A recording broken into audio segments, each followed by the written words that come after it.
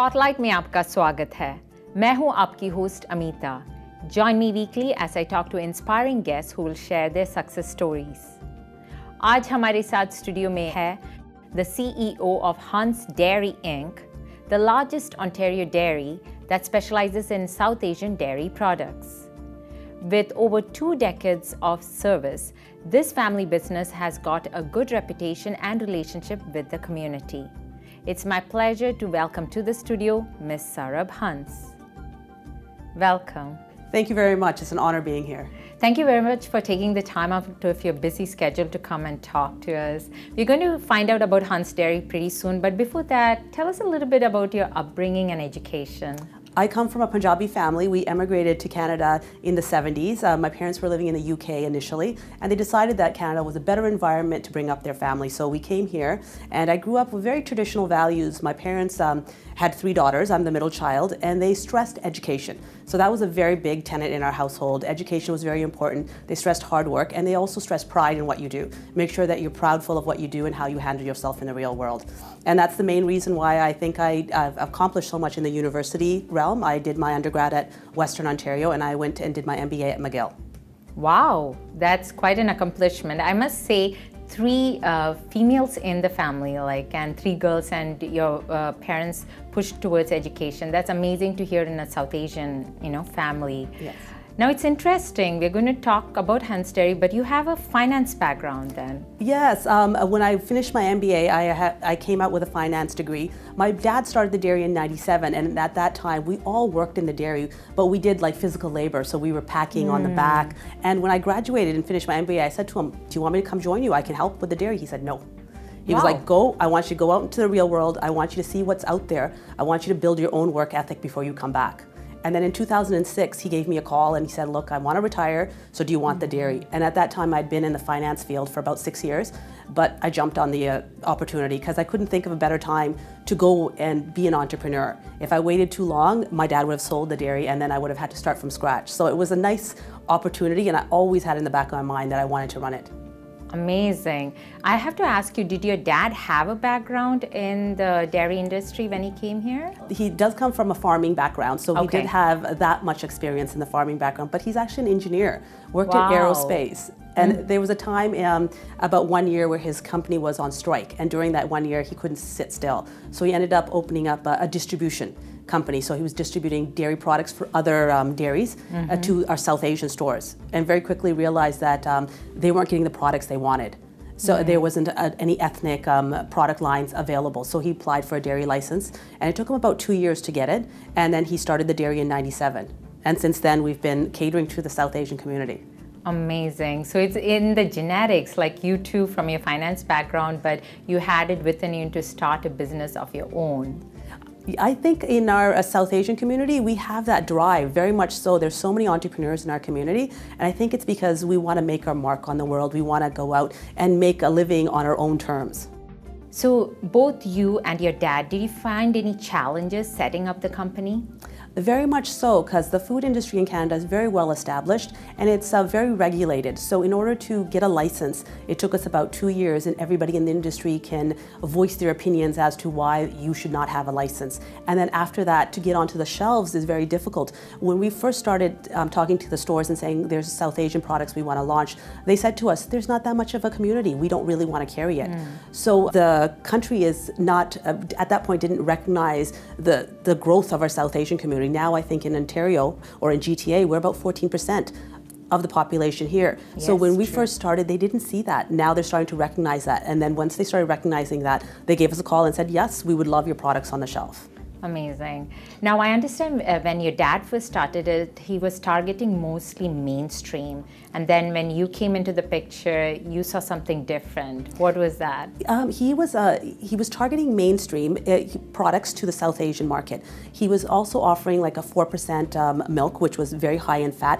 But beyond that, and I think it was because he had started the business, and to establish it takes so much more time. So in 10 years, he was able to establish it, but he wasn't able to add on all the new product lines that we eventually added on. He didn't have the funds to do all the research and development that we had the funds to do. And so when I started, we started looking at, we really need to service our community with what they're asking for. So make products that match their taste profile. So that's when we started doing more R&D research, and having me there gave an opportunity for him to run the business and for me to develop our strategy and to talk to the community and see what we wanted to do. That's very well said. Both of you were working from the heart, a passion, but you brought in the science, the business behind it to get to where you are today. We want to talk about the different lines of products that you're going to offer in the future and what you have right now. But I wanted to ask you about you having started this as a business, as a family. I also hear you started this to have products that are similar to what is offered back in India. Yes, the idea was that everybody in the household makes their own yogurt at home. We make our dahi at home. So we wanted to make something that was very authentic, that replaced that allowed you to go outside and not buy yogurt, but buy dahi. So we ended up sourcing our culture from cultures that were used in dairies in South Asia, and we did a lot of panel taste testings to see what people liked, had their taste profiles changed, and what we found that South Asians still wanted dahi. They still wanted that sweetness of the yogurt that they weren't getting on the mainstream market. And I have to say, like, the biggest compliment I ever got was a woman my mom's age who came up to me and was like, "Beta, I don't make it at home anymore. This tastes exactly like the way I make it." And I was like, done. Once she said that, I said, you know what, we are totally on the right path. Well, you know what, my mouth is already watering as soon as he said dahi, and we are going to find out about all those products very shortly. But before that, it's time for a short break.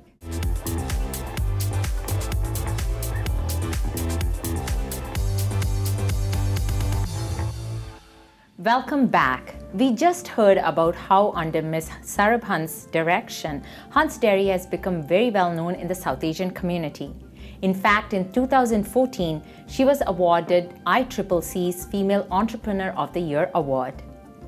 So we were just talking about all the mouth-watering products that Hans Dairy offers, and we have some of them right here. Yes. Can you enlighten us on the products you have right now? Yes, our first launch that we did was our dahi launch, and we made this using, as I was saying earlier, authentic South Asian cultures and techniques to make it that taste of home that everybody was looking for.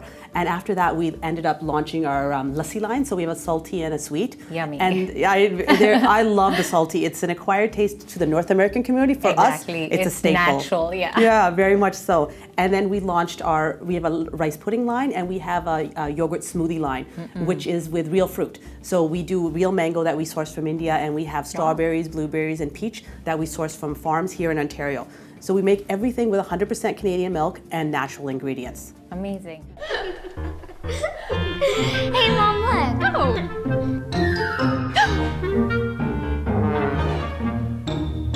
Oh, honey, I'm not sure about this.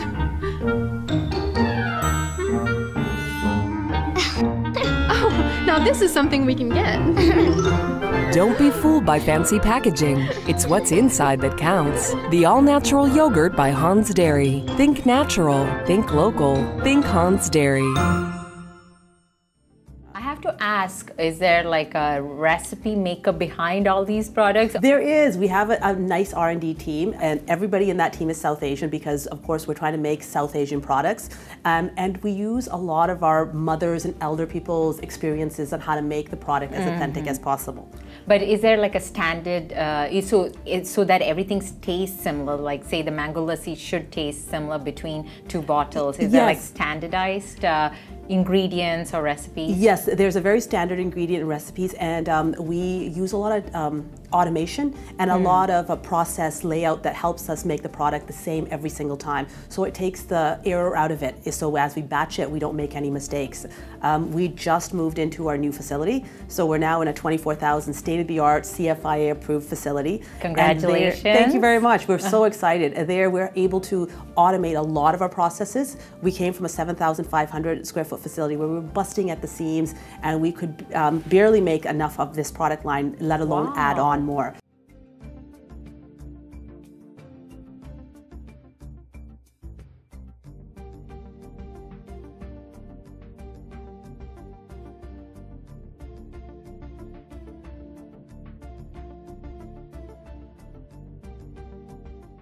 So we're very excited about that, and that allows us to bring new technology and allows us to make a very standard product that is the same every time you eat it. I'm glad you brought that up. You know, let me play the layman who's naive. You think about, you know, farming, dairy, and you think, oh no, you know, they're going back to the, you know, farms. But you just talked about technology and you're using it to your advantage. That's amazing. Yeah, it's very nice in this industry to have the ability to make products that last 40 days. The only way we can make dahi, because at home you make it for 7 days, is to have a very clean and regulated environment and a very straightforward process that allows us to keep it so clean and so natural that you're able to have it at your table 40 days after we make it. Very well said. Would you say that is one of your secrets to dealing with the competitors? I think our secret to the competition is our community. That is the main thing. We cater to the South Asian community and we have such a loyal client base. We have to say thank you to them because they've basically encompassed all our product lines. They understand that we're making it for them. They give us feedbacks and we tweak it according to that. Nice. And so that's our main competitive advantage, is that we're catering to a taste profile that we're very familiar with. Nice. The larger guys are starting to do that now, and so you'll start to see dahi on the market. So that also gives us a nice push in understanding that we were ahead of everybody. You were the leader. Yeah, we were the leader in this market. You thought outside the box, yes, and catered to the needs of your clientele, and you made the way for dahi or other products that other companies are taking up. Yes. And I think that clean ingredient deck, like our dahi is just bacteria culture and milk, allows us to have also another advantage because people love the taste. Nice. It's so clean, it's like homemade. Nice. Add a taste of home with Hans dahi to your parantha or your chicken biryani, or make it into a mouth-watering dessert, or turn it into a delicious raita. Never-ending combinations with Hans Dairy. Add a taste of home with Hans makhan to your makki ki roti and saag, or try it in your rice, or your parantha, or let it melt into your dal makhani. Never-ending combinations with Hans Dairy. Now, so are there any new products that we can look forward to with Hans Dairy? There are. We're ramping up our R&D side, so our research and development team is starting to work. We're going to be looking at some more dessert-based dairy products. So we're going to be looking at ice cream lines, kulfi lines. Nice. And we're also going to be doing more of an expansion on our rice pudding. Right now we do a very natural, original rice pudding, but we're going to be doing more flavored rice puddings. So look forward to seeing a lot of products. I don't want to discuss all of them here. Yes, but it's something we have to look forward to, yeah, for sure. It's like your customer that we talked about segment 1. You don't have to worry about doing it at home anymore. We can depend on Hans Dairy yes, for you that. can. And if you have any ideas, I tell everybody, give us a call. We love to hear feedback. Yeah. Oh, that's also cool. So where can they contact you? Well, we have our website, which is hansdairy.com, and they can always give us a call and at 905-671-3200. So the whole community has a say in what goes into the product. Very much so. A lot of it is thanks to you when you came into being the CEO of Hans Dairy too. And we just heard about how you promote so much about standardization, cleanliness, so that everything is properly made, processed, and brought out onto the shelves. So along those lines, I hear that Hans Dairy is setting up facility tours for students to show them what's happening at such a facility and to inspire them. Tell us more about that. This is something that we wanted to do for the longest time, but at our old facility, we just couldn't accommodate it.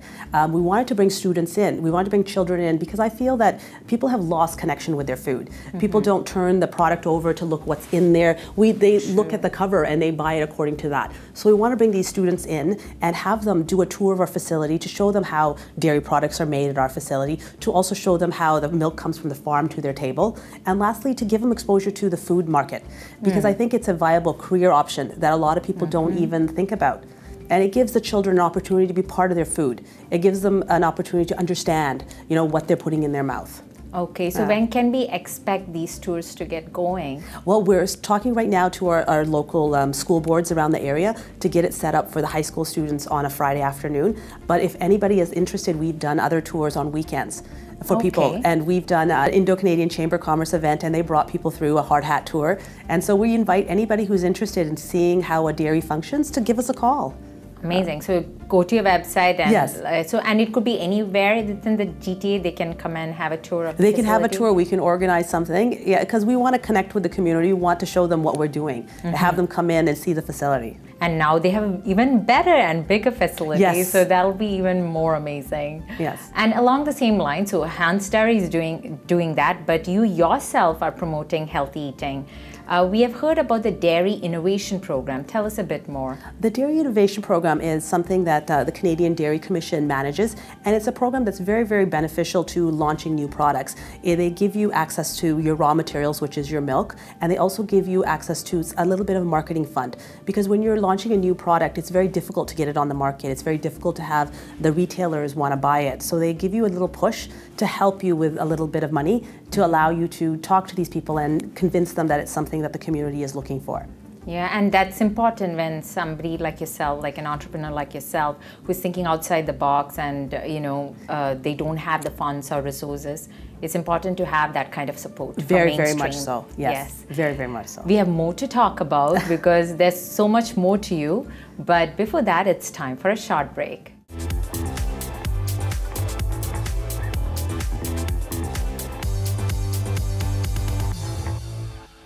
Welcome back to Spotlight. We are talking to Ms. SARAB Hans.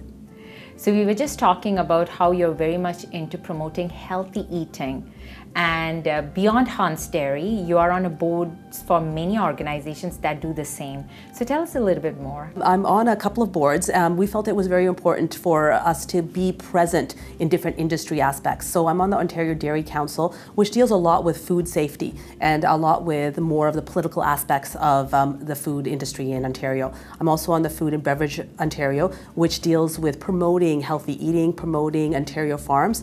And the last one that I'm a member of is the Golden Horseshoe Food and Farming Allowance. And this one connects farms with processors, so gives that connection of bringing fresh ingredients into the factory environment. And for us, it's very important to be a member of this because it helps dictate food policies that the government implements in the future and the food policies that affect us. And for us, it allows us to have a voice in what is going on in our industry. That's very important actually, because food that we have does have to do a lot with how we can use ourselves to the maximum in terms of potential, whether it be for our work or whatever we have to achieve. So it all starts with healthy eating. Very much so, yeah, very much so. And I love the fact that yes, you do specialize in dairy and South Asian dairy products, but you're going beyond that and taking food as a whole. Yes, I think it's important. It's such an important aspect of our life. We don't realize it. And if we ignore it, we don't realize how our food gets augmented in the wrong way and gets made for less healthy, less natural, and how that affects us. I think we have to be more involved in what we eat and how those policies get made about what we eat. Right. Yeah, so you're involved not just in the policy. We heard in segment 2 how you're also starting from grassroots, and children are our future, and you're now getting the schools involved too, because with the healthy, promoting healthy eating there as well. Yes. And so hats off to you for doing that. Now, beyond all that, you also help the community in a different way. You've already gotten the community involved in helping you with, designing some of these products. Yes. But both Hans Dairy and you yourself personally do sponsor a lot of events that support the community. We very much try to. We very much try to. Right now, we just sponsored a Diljit Dosanjh concert, but on another term, we try to sponsor sporting events for children. We're trying to sponsor some football games so that we can give the product out as a break, as a refreshment break in the middle of the games and stuff, and also nourish the kids and promote ourselves in the same health aspect. And wellness again. Yes. Love it. From every angle you look at it, you're promoting healthy living. Yes, very much so. Wow, Ms. SARAB Hans, I have to say there's lots on your plate. You've done amazing for yourself from where Hans Dairy started and where you're right now, and I think it's just going to keep growing. I was just wondering, with all this on your plate, do you have time for yourself? Very little. When last year we were spending quite a lot of time building the new facility, it took us a year. So last year was a very, very stressful year.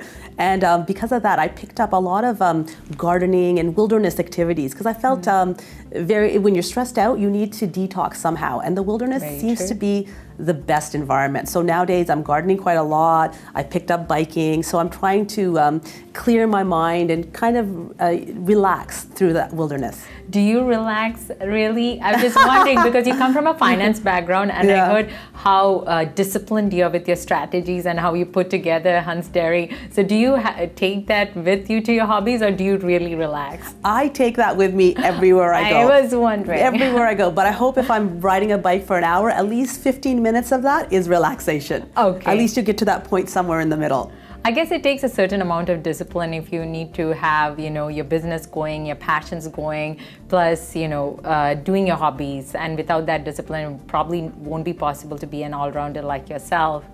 And it's also interesting that you're also part of a family business. So when you are in business or during work hours, do you treat each other like, business partners, or do you have a little bit of family time in between? We have work family hours? time in between. Now that my parents are retired and stuff, when they come to the dairy, we have a little room set up that has couches and sofas there for them, and they drop in, and their siblings drop in. So it's very much of a family environment. We want to keep that. As we grow, it's sometimes harder as you add more people, but we really want to keep that family environment because you got to be happy where you work. Amazing. Such an empowering, inspiring woman you are, Ms. SARAB Hans. Thank you so much. Thank you so much for coming and talking to us. I very much appreciate it. And we are looking forward to all the new products that are coming out. And I'm going to be, right after the show, sampling all these products. I don't think you're going to stay.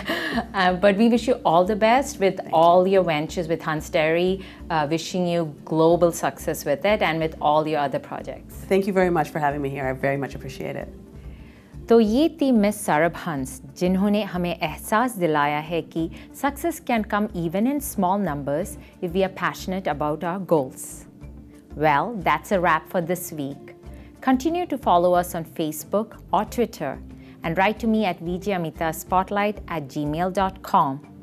We will continue to bring you guests who are inspiring and who will share their success stories. Until next week, this is Amitha signing off, encouraging you to follow your dreams to your own spotlight.